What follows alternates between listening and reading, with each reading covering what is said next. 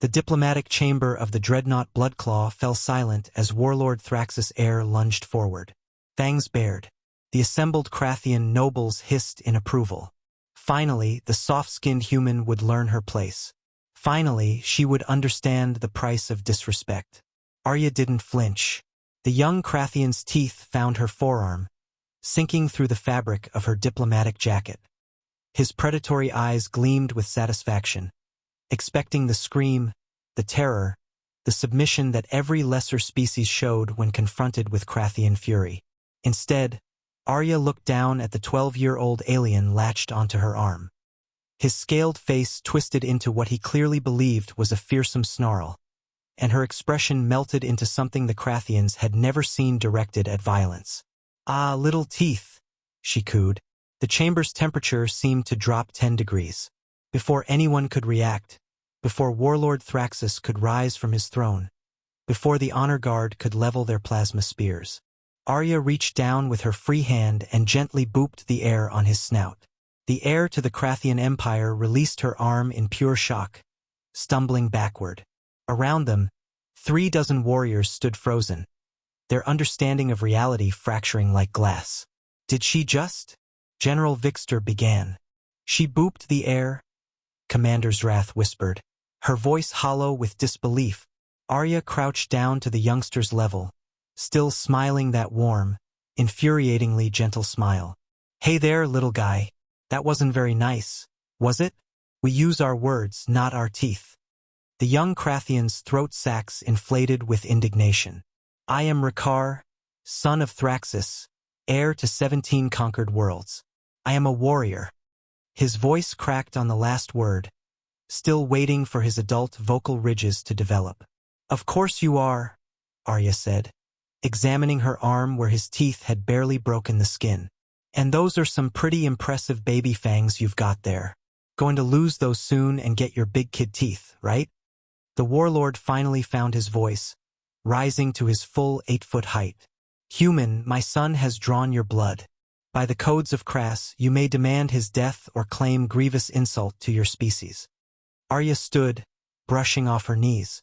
"Oh, is that what this is about?" She glanced at the tiny punctures on her arm.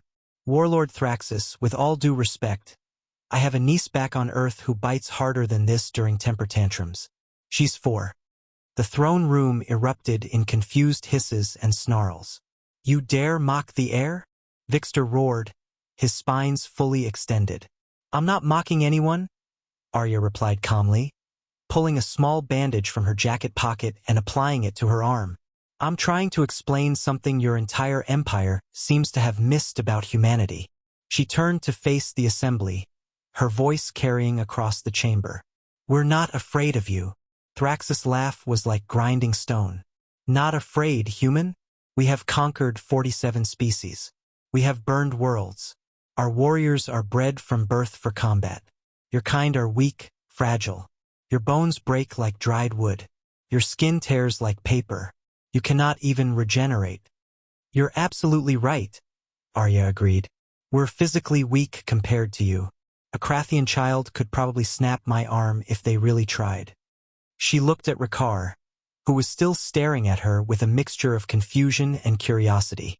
"But here's the thing about humans. We evolved on a death world where everything wanted to kill us. We didn't develop armor plating or venomous fangs or regeneration. You know what we developed instead?" She tapped her temple. "Spite, stubbornness, and the absolute, unshakable conviction that anything that attacks us is either a threat to be eliminated or a puppy that needs training." "Puppy?" Commander Zrath queried her translator. "A juvenile canine, an earth creature that humans domesticated from apex predators and turned into companions," Arya explained. "We looked at wolves, pack hunters with incredible bite force, and decided they'd make great pets. We did the same thing with bears, with big cats, with literally everything we encountered. And if we couldn't domesticate it, we hunted it to extinction or made it too afraid to come near us." She walked closer to the throne, and none of the guards moved to stop her. They were too transfixed by her words. "Your son just tried to assert dominance through violence, which is completely reasonable by your cultural standards," But from my perspective, Arya shrugged. He's a kid who doesn't know better yet. And humans don't respond to children with violence. We respond with patience, with teaching, with boundaries. Rakar found his voice again, smaller this time. You are not angry? Arya knelt beside him again. Angry, sweetie? No, but you do need to understand something. Her voice became firmer, taking on the tone of a teacher. Biting people is not okay. It doesn't matter how strong you are or what species you are. If you want respect, you earn it through your actions and your words, not through violence. Got it? The young Krathian stared at her, his predatory instincts warring with something new, confusion, curiosity, and perhaps the first stirring of respect. You are strange, human. Yeah, we get that a lot, Arya said, standing and addressing Thraxus again. Warlord, I came here to negotiate a non-aggression treaty between Earth and the Krathian Empire. Your people are warriors. We respect that. But humans. She smiled, and there was something terrifying in it now. Something that made even the warlord lean back slightly. We're survivors. We turned predators into pets, poisons into medicines, and barren rocks into gardens. We've survived ice ages, plagues, and our own worst impulses. She gestured to her bandaged arm. Your heir's bite didn't scare me because I've seen what happens when humanity gets scared. We don't run. We don't surrender. We dig in. We adapt. And we overcome every single time. The chamber was utterly silent now. So here's my proposal, Arya continued. You can keep trying to intimidate us. Keep sending your warriors to test our borders. Keep believing we're weak. Or you can accept that humans are exactly the kind of crazy you don't want to fight. We will pack bond with anything. We will weaponize everything. And we will never, ever quit.